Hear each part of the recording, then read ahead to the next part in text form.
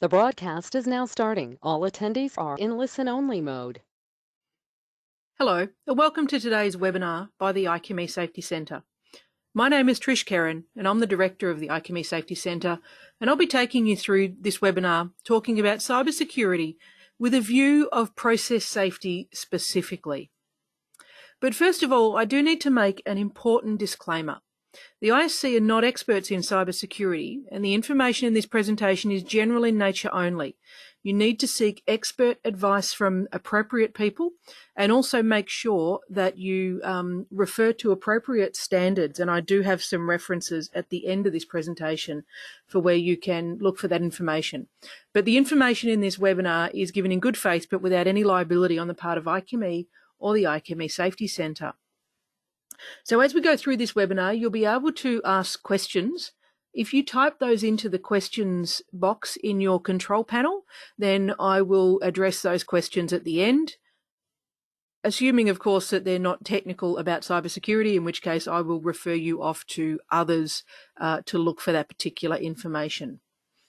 So without further ado, I think it's important to kick off on this very significant subject.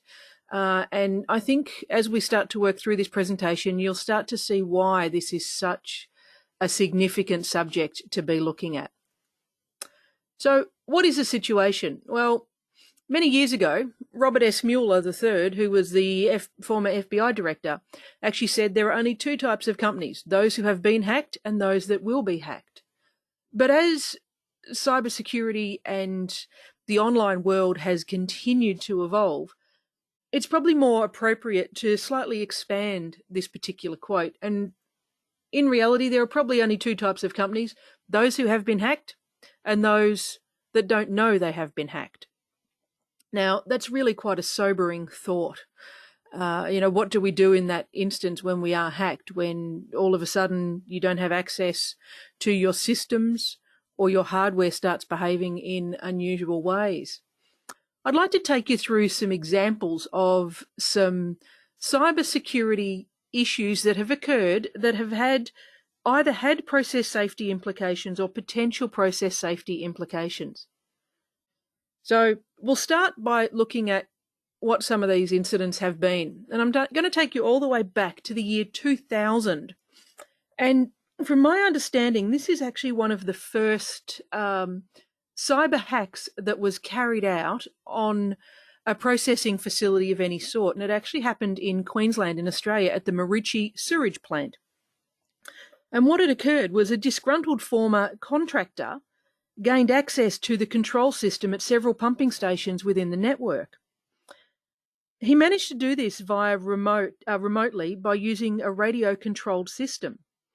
And at one stage, he had reworked the network so 264,000 gallons of raw sewage was released into the community. So this was backing up into lobbies of very luxurious hotels, into people's houses, into the environment. He was eventually caught and prosecuted for this, but it went on for quite some time before they were actually able to catch him. And in fact, he kept moving around so that they were unable to catch him. He was eventually tracked down because the police wondered why there was this mysterious car parked at the side of the road with a whole lot of aerials sticking out from it that just looked a little bit suspicious, and he was eventually caught in that process. As I said, this is thought to possibly be one of the first, certainly significant attacks that did occur. We're now going to jump forward 10 years into the year 2010. And this is when we saw the Stuxnet hack at the Iran nuclear facility. And this was spread by a USB stick. So we all know the dangers of USB sticks, I'm sure. The Stuxnet virus then infected the programmable logic controllers at that facility and sent damage-inducing instructions to the plant and equipment, at the same time as sending false feedback to the main controller. So it was actually difficult to see what the plant was doing. So it was unclear that the equipment in the plant was not behaving as intended or expected. It caused several centrifuges in the nuclear enrichment facility to spin out of control and eventually to complete destruction levels. So that was quite a significant incident. And again, it was someone used a USB stick and stuck it into a computer, which we all at times have done mindlessly. But we need to be aware that that can potentially be transmitting viruses or different sorts of hacks into our systems, which is why a number of organisations now have locked USB access on their company computers. Shortly after that, there was an incident with a spear phishing exercise on Saudi Aramco. And this was where malware was installed when an employee clicked on a link in an email. And again, links in emails are also very concerning things that we need to be aware of. And this link then caused the virus, which started to wipe the hard drives of over 35,000 Saudi Aramco computers. This impacted their ability to do business as all the enterprise systems were isolated or infected. At the time, they claimed it didn't impact their production, but the lack of enterprise information may have had some safety implications. And that's something to really think about, and that will come up in a couple of these other examples. If you lose access to the enterprise system where you're storing your safety management system information, then how do you continue to operate safely if you don't have access to critical information, whether it be procedures or whether it be maintenance activities, those sorts of things?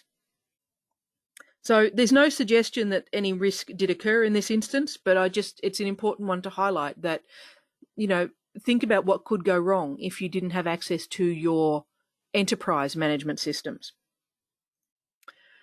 In that same year, there was what was called the Flame virus, and this was similar to Stuxnet. It was spread via a USB stick, and it recorded Skype conversations, logged keystrokes, and collated screen data. Now, this resulted in potentially the capture of safety-related information that could be exploited at a different point. So, not your traditional, it wasn't an attack on a safety system as such, but what information was gathered out of that, and could that have had an effect? Then we get to 2015, where we saw an attack on the power network in the Ukraine. Now, this actually occurred during their winter as well, which was really quite concerning. Some spear phishing was conducted and used to install malware to obtain access to the control system after first accessing the corporate system, the corporate network, your enterprise system. The attack allowed the hacker to access the control system and lock out the operators. So they could see things were going on, but they were locked out of the control system and were unable to deal with it. The hackers then proceeded to shut down multiple substations on the power network, cutting electricity supply for up to 6 hours to more than 230,000 people in a Ukrainian winter.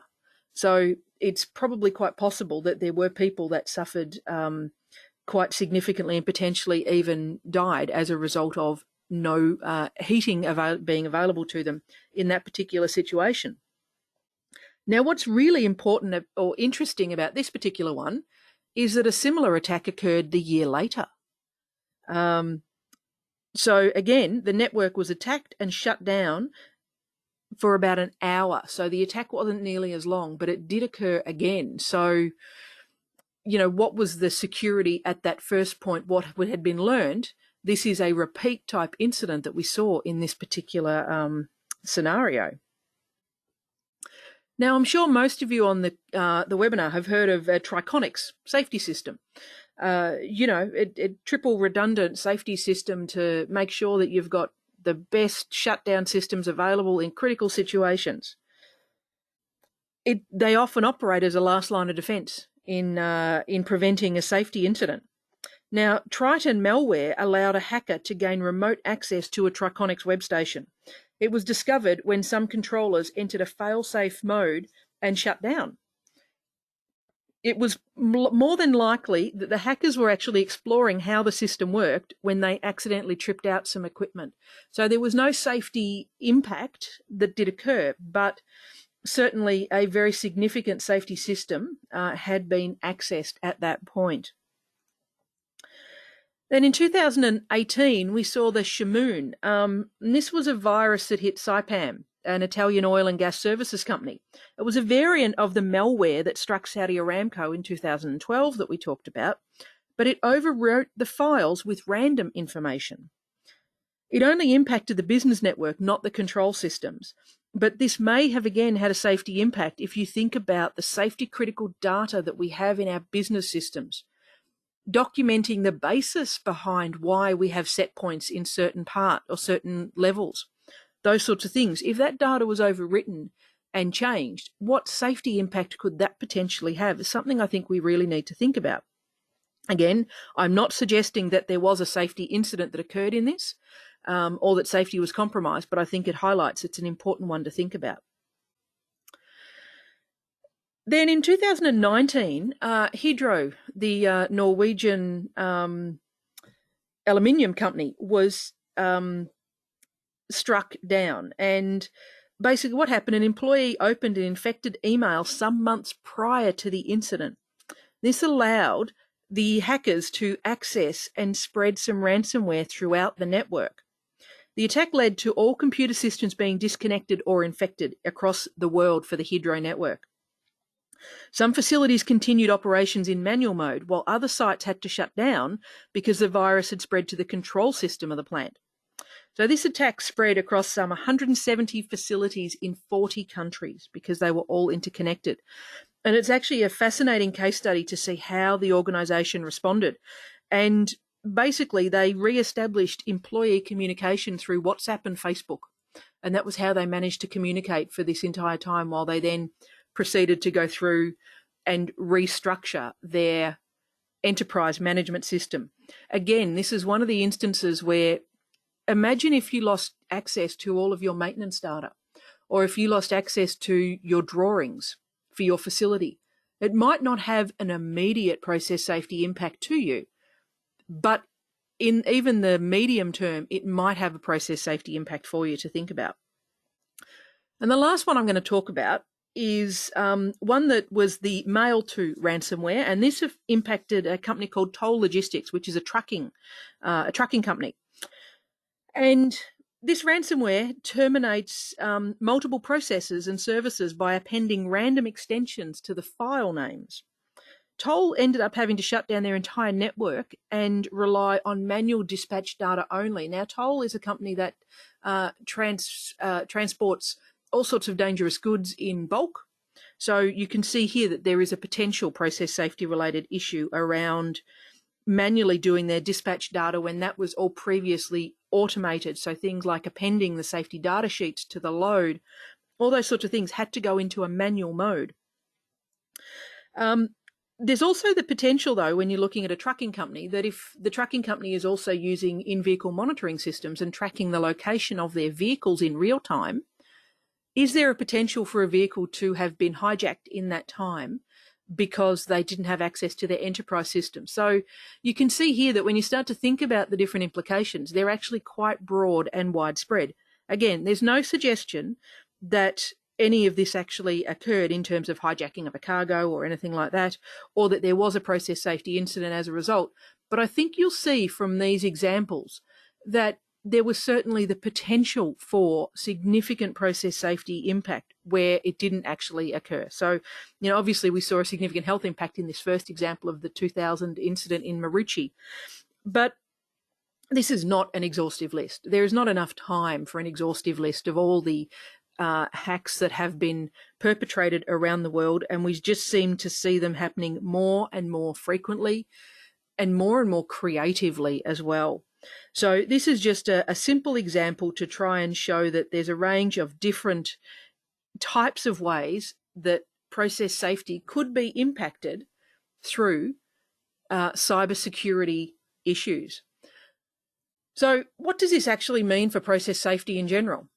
Well, our risk management processes identify our safety critical elements. We go through those processes. We know what's safety critical. So we know that we have to protect those elements, and we also need to protect the information about those elements. But what happens if you lose access to that information? What if you have your maintenance system corrupted in some way? or your set point documents and that define your basis of safety and your set point for various different equipment, the actual data sheets for equipment you have. What if those pieces of information are corrupted? You may not notice them for some time because you're probably only going to look at them when you're doing a management of change, perhaps, when you want to change something in the system.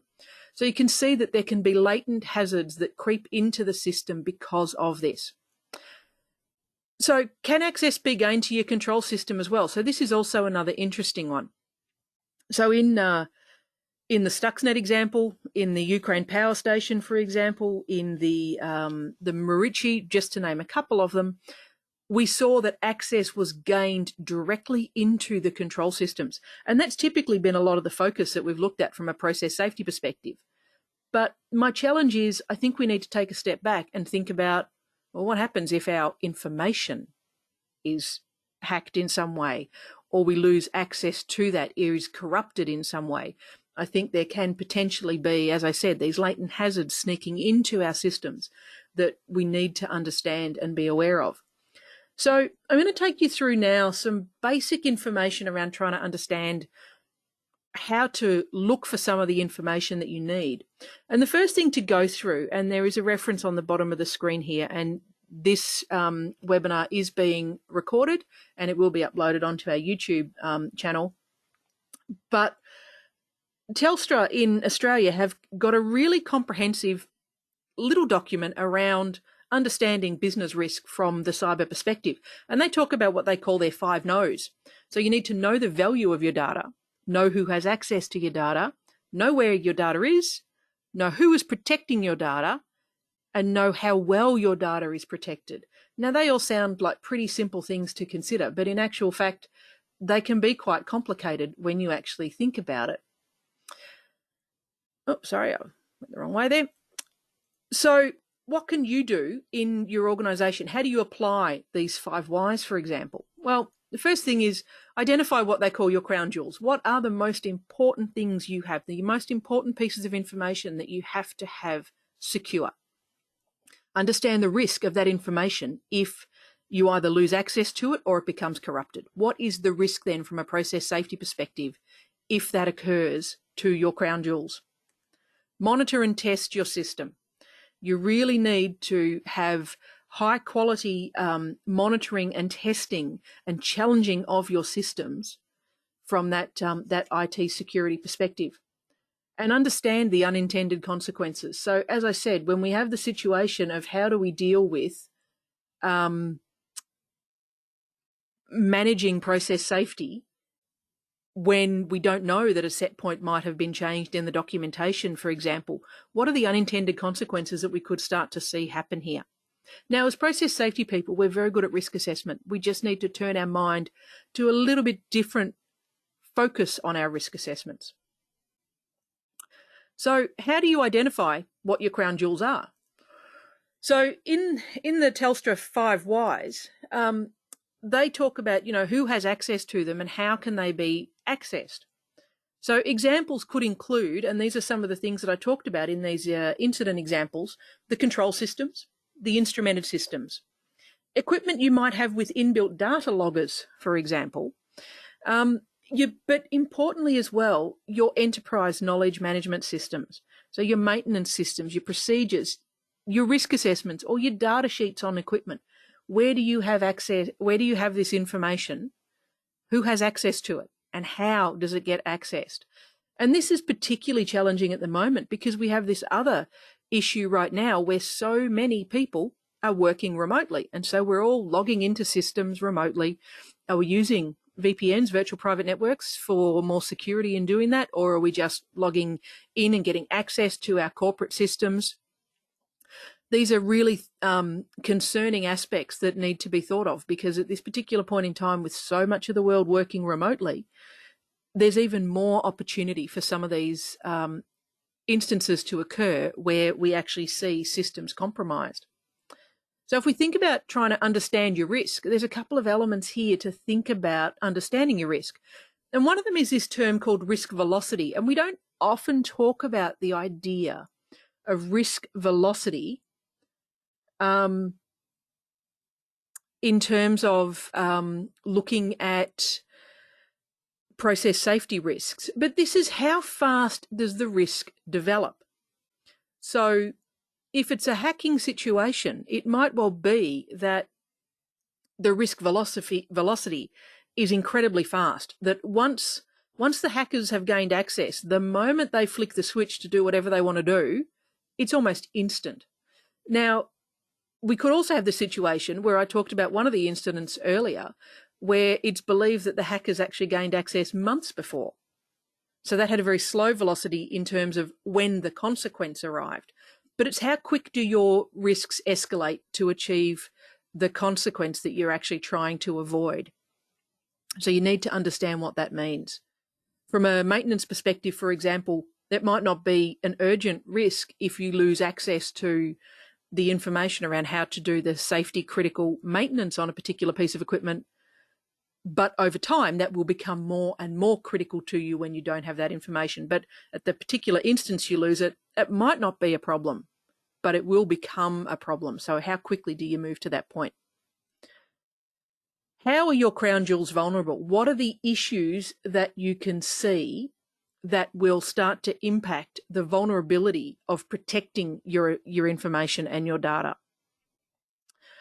And how can those crown jewels impact on process safety? And this is, as I said, where we need to be thinking a little bit more broadly and a little bit different to the traditional process safety thinking that we look at, because we're now looking at this point of view of, if something happens to our enterprise system, is it a process safety issue? Can it impact us? What is the issue that could become a major incident for us down the track? It's also critical to monitor and test your systems. So you've got to have metrics to assess the health of your systems and how you're actually managing the health of your systems from the perspective of cybersecurity. You need to make sure that you are tracking in these metrics the hacking attempts and the successful hacks. Now, this is a specialized field to be looking at, but you need to make sure that you understand how many hacking attempts there are against your system, as well as how many times I've been successful in getting in. And the reason this is important is that if you normally have, say, 10 hacking attempts a week, and all of a sudden you've got 100 hacking attempts a week, something's changed. You want to understand what it is that's changed.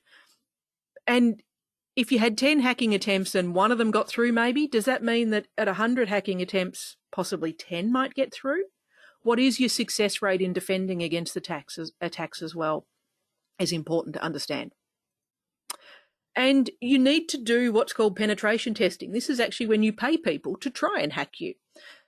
One of the things that became apparent through my research for this particular presentation and a paper that goes with it is it might be useful to change the penetration testers that you use as well.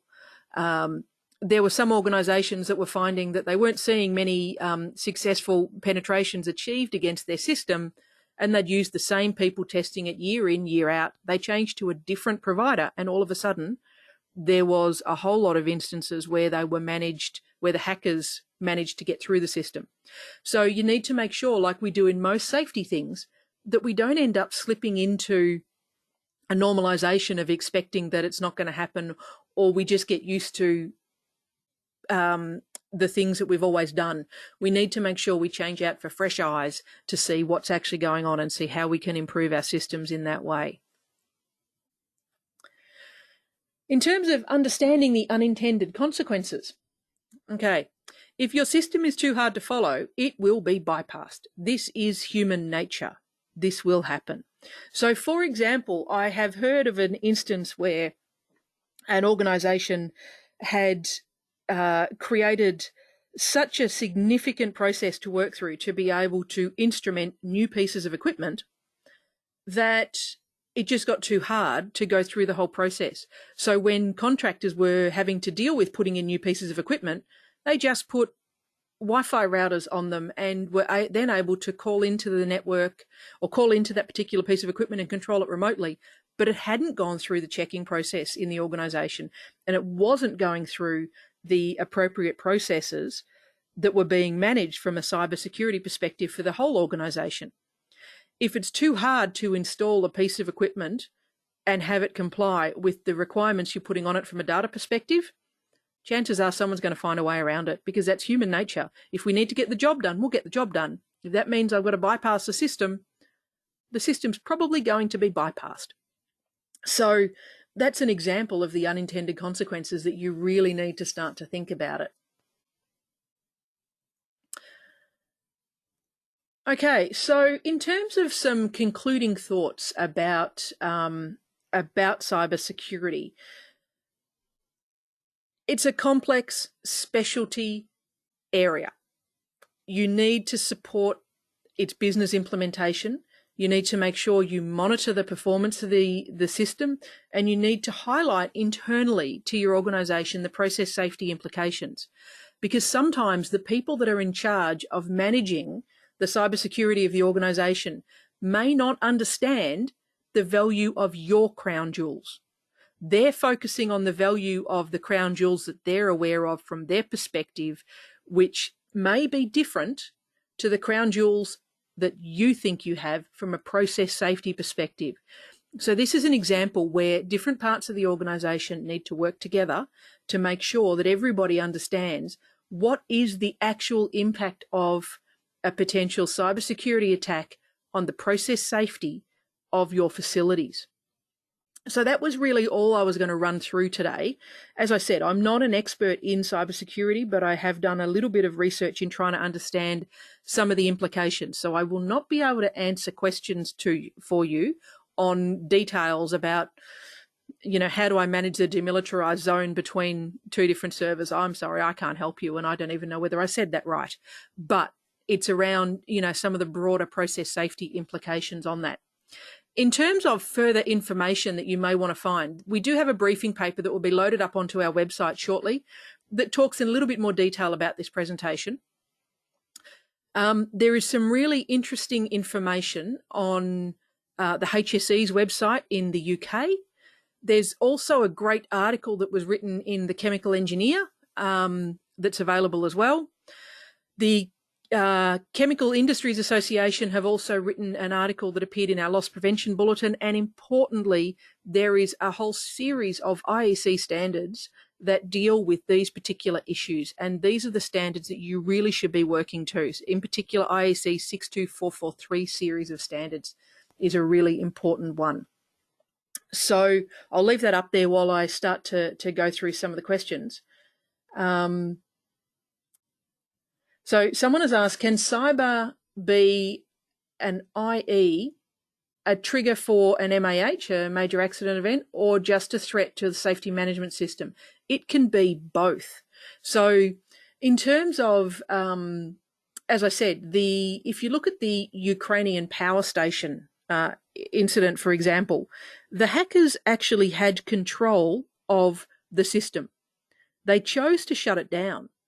They could have also chosen to have done something far more significant with that system rather than just shutting down various different parts of the network. They could have potentially allowed overloading to occur that may have led to transformers blowing, for example. So you could have a similar system where if someone got access to a facility and they were able to override the safety systems, they might be able to create a system where they could overfill a tower, where they could cause pumps to overrun and potentially disintegrate in some way as well. So it's not just about a threat to the safety management system. It's about far more than that. It's about looking at potentially the threats to the hardware system and what could happen if someone managed to get access to it. Now, interestingly, in the first example I talked about in Marucci, that was a disgruntled contractor. So they knew the system intimately. They were actually part of building the system.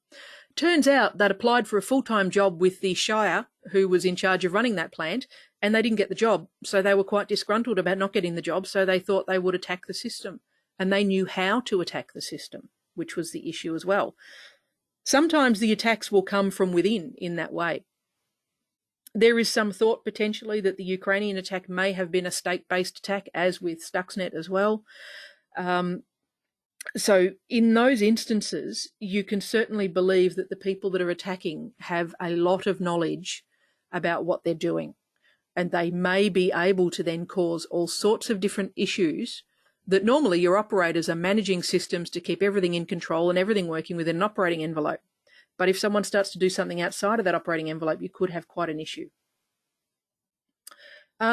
Someone has just actually shared some other great standards, so thank you. I will read those out for you. Some other useful standards are the ISA-TR 84.00.09 and NIST SP 800-82 are also apparently some good international standards to consult, so thank you very much for that.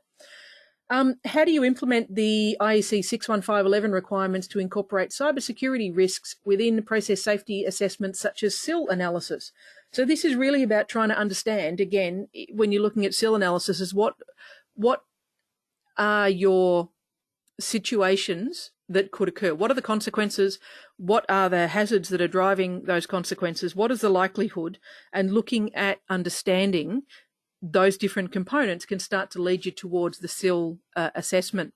You also obviously need to have all sorts of other information about the hardware itself, and this is where you need to start to understand some of the implications of the hardware from the cybersecurity perspective.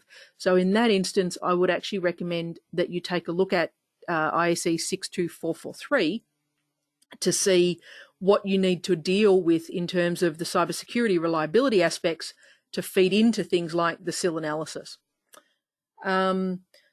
Someone has given me a comment here. So diversifying responsibility between IT network and process control network is critical to provide independence and diversification of common mode of attack. In my experience, this is more successful in being successful against penetration testing. Yes, that is very true. It's a good point. The challenge that we've got, though, is a couple of those examples I gave you that potentially had process safety implications actually had nothing to do with an attack on the process control network. They were all about an attack on the enterprise network, the IT network of a company. And I think that is the issue that we've often worried more about privacy issues in terms of attacking the IT networks, but actually depending on what it is in the IT network that you attack, it could have process safety implications to it. Where can we get access to details regarding the case studies? If you actually download the paper that's on the top of the screen here, and this will be available on the IQME Safety Centre website, which is on this next screen here, iqmesafetycentre.org, you will be able to see in there, there's a number of references of where I've got this information from. And so you'll actually then be able to read some more information into those sorts of details and the various different pieces of information that I managed to find out in that, as well as a little bit more of expanding on the idea of how to try and protect against from the process safety perspective. That is currently all the questions we have at this particular point in time. So as I said, this webinar will be available on our YouTube channel as well as our website. And we will actually have that download of our, that paper will be available for download in the coming days off our website as well. So you can certainly check out that information there. So we still have no other, one more question. When it comes to ownership, who should own the implementation of the control barriers, IT, process safety group, operations? That's a really good question. Look, I don't think there's any one right or wrong answer to this. I think we need to think about it from the perspective of making sure you have clear responsibilities and accountabilities documented so that everybody knows who is responsible for the ownership of it. That's actually probably far more important than me saying arbitrarily who it should be. As long as everybody knows who it should be, then you can know that you can reach the right person when you need to deal with what you need to address.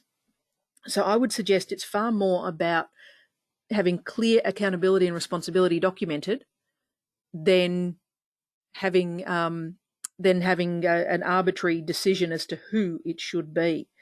there'll be a number of different answers. The answer will be different for every different organisation. You may have a central function that deals with some of these issues, and if they had some process safety people in there or feeding into that in some way, then that might be useful for you. Okay, any other final questions then?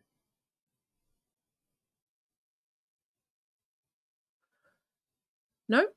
Okay, so if you go to our website, ichemysafetycentre.org, and under the section of resources, down at the very bottom, you'll see executive briefing papers, and that is where you will find the paper I've been referring to will be uploaded in the coming few days. The webinar itself will be on our YouTube channel as well as our other our website as well. Thank you for joining me today. Please feel free to follow us on social media. We do put out a lot of interesting and different information on our social media channels. Next week, I'm doing a webinar where I'll actually be hosting a conversation between Dame Judith Hackett and Jane Cutler. So Dame Judith was a previous president of IChemE, as well as doing a lot of work on implementing new building standards within the UK following the Grenfell Tower disaster, and Jane Cutler is our incoming president, both of which have been regulators over their previous career. So I'd certainly welcome you to join me in that conversation next week. I've got another last couple of comments coming in. So someone has actually said that they can't they can't find the process safety webinars on the YouTube channel. There is actually a playlist on there called webinars, and all of our webinars are on our webinar playlist under IChemE Safety Centre channel. If you can't find them there, you can also go to our website, and at our website you will see that there is an area that says past webinars, and all of them are also available there.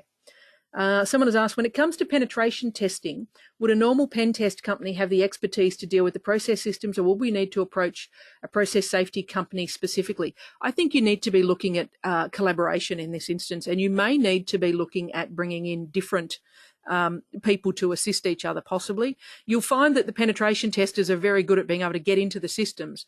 What they can do once they get in, you might want to be engaging with some process safety software specialists, as you suggest, more deeply. So I think there's probably two different parts about it. And someone has actually made a very important comment of don't do normal penetration testing on a process control network. No, you actually need to make sure that you don't inadvertently create your own process safety incidents as well. So, yeah, you do need to be very careful about that. So thank you for that comment.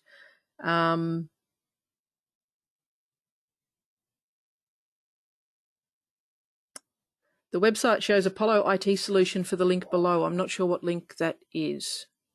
Yeah, someone has commented the penetration testing on their process control network brought down the baggage handling at Sydney Airport. I'm sure that was most embarrassing, and you certainly want to be quite concerned if you end up with an issue on a process control network. Apparently, the Safety Centre website address is not working. So the alternative address I'm going to type into the chat box for you right now, and I do apologise for that if that is not working for you. I don't know why that has changed, but we have had some people doing some work on our website. So I hope that we haven't inadvertently done something ourselves. But let me just very quickly bring up the right website, and I'll put that in the chat box for everybody. So you can get to us via icheme.org/knowledge/safety-centre as well. So thank you very much. Someone says, hopefully not a cyber attack. I hope it's not a cyber attack too. I will have to check that. Although I did just type it in a moment ago, so it could be cached in my system too. So thank you very much for your attention. I hope you found this useful. As I said, I'm not a cyber expert. I was not going to pretend to be a cyber expert, but it was really around trying to help create the system for you to think about process safety from that cyber perspective. So thank you very much, and I wish you all a very safe day. Thank you and goodbye.